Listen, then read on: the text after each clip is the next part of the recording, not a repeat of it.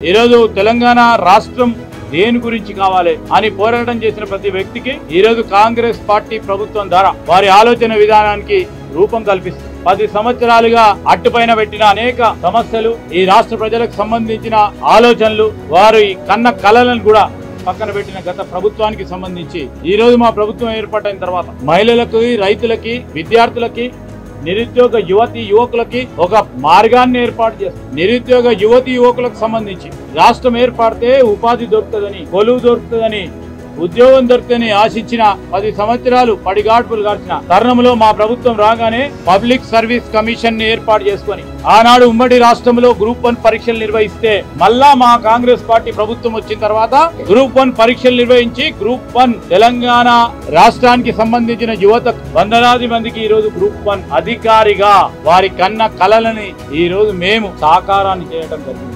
స్పష్టంగా కనబడతా ఉంది. ఈ రోజు ఎంతమంది లబ్ధి పొందినారు? ఉచిత మహిళా బస్సు ప్రయాణం వల్ల ఎంతమంది లబ్ధి పొందినారు? ఈ రోజు రైతు రుణమాఫీ విషయంలో, అదే విధంగా 200 యూనిట్ల కరెంటు ఫ్రీకు సంబంధించిన అంశం విషయంలో, 500 రూపాయల సిలిండర్ విషయంలో ఎంతమంది వినియోగదారులు వేలాది మందికి ఈ రోజు లబ్ధి చేకూర్చే కార్యక్రమం చేపడతా ఉన్నప్పుడు